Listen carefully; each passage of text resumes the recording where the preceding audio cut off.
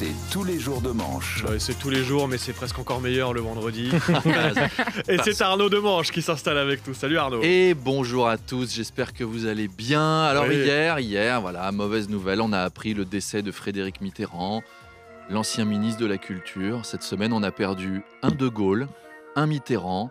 Je serai Bernadette, je ferai rien de dangereux ce week-end. Oh non, oui, touche du bois. Sale temps pour ceux qui ont un nom de président. Même si j'étais Kenji Chirac ou un habitant de Hollande ou n'importe quoi, je sortirai pas de chez moi. Attention. Hein. Alors ce matin, je voulais vous raconter une affaire judiciaire dingue qui secoue le Cap d'Agde et Agde, toute la ville. Le Cap est ébranlé car le maire d'Agde, Gilles Détor, a été mis en examen et écroué pour corruption parce que quoi ? Une médium ventriloque lui a fait croire qu'une mystérieuse voix de l'au-delà lui donnait des ordres, notamment d'embaucher toute sa famille à la mairie. Vous avez vu ce truc-là ? C'est sorti il n'y a pas longtemps. Alors en fait, elle lui disait « Je sens les énergies, les êtres me parlent par-delà les mondes visibles, écoute leur voix ». Et là, elle changeait sa voix et sans bouger les lèvres, elle faisait « Je suis le fantôme de ton arrière-grand-père ». Embauche toute la famille de Patricia au service de délivrance des permis de construire et à la direction technique des transports collectifs. Oh, et paye-lui une véranda avec les fonds de la mairie. Et lui, il a marché, mais plein dedans. Hein. C'est fou de se dire qu'un type qui est aussi crédule a eu des responsabilités politiques. C'est comme ça qu'ils auraient dû se défendre, les Balkany. T'imagines au procès, Patrick Balkany, écoutez, c'est la faute de Tataillet. C'est Tataillet qui est venu me voir et qui m'a dit paye-toi une villa et va truquer les marchés publics de la ville. Alors, on va revenir à Paris et on va parler des JO, car 300 000 préservatifs seront distribués aux athlètes pendant les JO. Et je dis, quel dommage. Pourquoi empêcher des grossesses ? On avait le top des athlètes du monde entier. La meilleure génétique de la planète était dispo sur notre sol. On a le droit du sol. Il y avait un coup à jouer pour nous fabriquer des super athlètes français qui gagneraient enfin des médailles en piquant l'ADN de tous les autres très forts. Eh ben non. Et en plus, ils vont vivre 3 semaines dans 12 mètres carrés avec une salle de bain pour 4. Je veux dire, là, même en se déplaçant, tu risques de t'emboîter sans faire exprès. C'est pas grand 12 mètres carrés. Tu peux me passer la télécommande ? Hop, désolé, t'es enceinte. On a failli avoir des Français au top et non, fallait tout gâcher.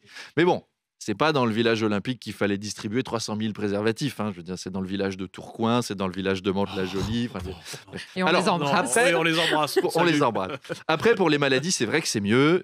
Si tous les athlètes sont sur le flanc au bout de 3 jours à cause de la syphilis, ça risque d'être des JO décevants. Mais en même temps, leur donner des préservatifs pour les protéger des maladies tout en leur demandant d'aller se baigner dans la Seine, faut qu'on règle 2-3 paradoxes.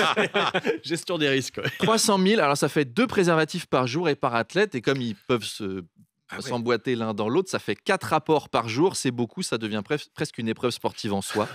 Nelson Montfort et Philippe Candeloro vont se régaler aux commentaires. Bienvenue à tous pour ce quart de finale de Kamasutra en relais par équipe. 4 athlètes par délégation. Et les grands favoris, les Jamaïcains qui restent sur une victoire par 18 grossesses à 0 contre le Vatican. Ah oui, fatalement. Et c'est parti, vous voyez le relais commence à circuler. Mais l'arbitre siffle. Apparemment, il soupçonne du dopage. Dopage au Viagra. Bah, Nelson, mais quand tu déchires 3 fois ta combi en lycra en 4 minutes, ça sent la triche, quoi. Allez, on part assister aux épreuves de tapinage artistique. Incroyable. C'est radio officielle des Jeux Olympiques. Hier, sur BFM TV, Jérémy Normand était à Moscou pour interroger Piotr Tolstoï, vice-président de la Douma, proche de Poutine. Oui, une interview incroyable. Bravo Jérémy, d'ailleurs, parce qu'à sa place, moi, j'aurais transpiré. Trop peur de dire un truc qui lui plaît pas et que ce soit au final lui et ses potes qui finissent par m'interroger. T'es dans une cellule en Sibérie avec 4 mecs en manteau noir qui sont là. Tu travailles pour qui ? Gouvernement ? Non, c'est Marc-Olivier Fogiel. C'est lui qui m'a envoyé ici. Moi, à la base, je voulais juste faire un reportage sur le retour des abeilles dans le Cantal. Je fais pour rien, monsieur.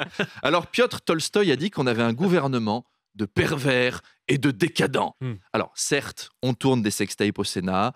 Certes, on a des députés bourrés à la buvette ou qui vomissent dans les jardins. Certes. Oui, on a des ministres qui écrivent des bouquins de cul. Oui, on a un sénateur qui drogue une copine. C'est vrai que la chaîne parlementaire, c'est le journal du hard, quand t'es pas prévenu. Mais là, il parlait même pas de ça. Il visait l'homosexualité de Gabriel Attal. Et alors là, curieux quand même, parce qu'en matière d'affichage homo-érotique, Poutine, c'est quand même un spécialiste. Je veux dire, les bouquins de photos de propagande de Poutine, chez nous, elles sont vendues dans les librairies gays. Entre les photos torse nu à la plage, torse nu à la pêche, torse nu à la rivière. Il doit avoir les mamelons très sensibles, hein, Vladimir. Il n'aime pas les t-shirts, ça se sent. Alors, Piotr Tolstoï a été très clair. On s'en fout de Macron, on s'en fout des limites, on s'en fout et on va tuer tous les soldats français. C'est la vraie phrase. Ouais. Et là, il regarde Jérémy Normand droit dans les yeux et il conclut. Et on va tuer tout le monde. Vous inquiétez pas.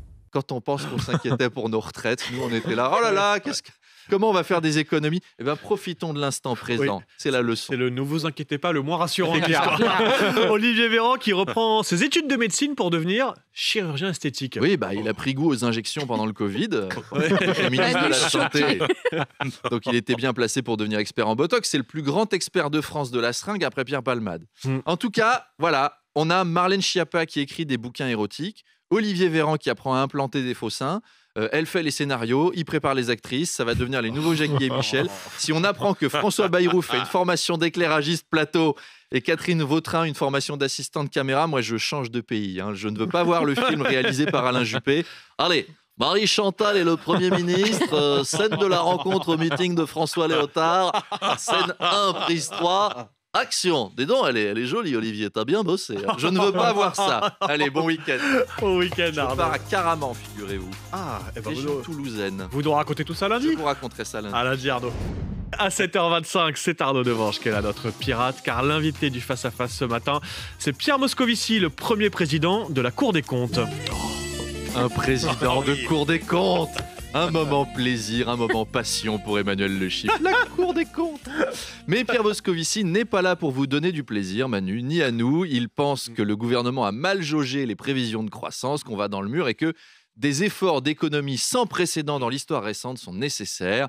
Comme Bruno Le Maire, quoi. Enfin, qui, dans son nouveau livre, vous l'avez vu, voulait mettre fin à la gratuité de tout pour tous. Donc, fini les voitures de fonction gratuites, les chauffeurs gratuits, les appartements de fonction gratuits et les cuisines. Enfin, ça, c'est fini pour eux. Hein. Enfin, je veux dire, c'est fini pour nous. C'est pas fini pour eux. Mais... Bon, pour nous, comme ça n'avait pas commencé, ça va, on va le gérer. Ce livre de Bruno Le Maire, c'est une sorte de programme présidentiel parce qu'il pense à 2027. Et donc, pour se faire élire, il annonce qu'il mettra fin à l'État-providence parce qu'on a trop de dettes. C'est-à-dire qu'il se plaint des dettes, mais ça fait 7 ans qu'il est au ministère de l'économie. C'est quoi l'argument de vente? C'est « Comme j'ai mal géré pendant 7 ans, je vous propose de voter pour moi. Comme ça, je pourrais vous obliger à manger des cailloux. » C'est pas sûr que ça fasse rêver les foules comme programme, mon Bruno. Les gens vont pas sortir dans la rue en liesse en faisant « Oh oui, des cailloux !» Pierre Moscovici a aussi critiqué la gestion des budgets du ministère de la Culture. Rachida, il y a Moscovici, il dit que je vous gérais mal votre thune. Attention, hein, Pierrot, elle va faire des sashimi avec tes chats. Hein. Comme les kebabs avec le chien de Gabriel Attal. Alors, en interview, on dit jamais que les rapports sont tendus, donc il va dire « Entre Rachida Dati et moi, tout va bien. J'étais encore hier au ministère de la Culture. » Et... Justement, tenez, elle m'envoie un vocal, on peut l'écouter ensemble, j'ai rien à cacher. Si tu te pointes encore, tu peux être sûr que tu repars avec la bite dans un Tupperware. Oui, bon, ça reste Rachida Dati. Elle a son petit tempérament. On va voir ce qu'en dit Pierre Moscovici à 8h30. Oui, à tout à l'heure. On va voir s'il reçoit des vocaux pendant l'interview à 8h30, le face-à-face. Et puis, Arnaud, vous revenez à 8h20. Et d'ailleurs, toutes les chroniques du 7h20 à retrouver quand vous voulez en podcast, évidemment, sur l'appli RMC.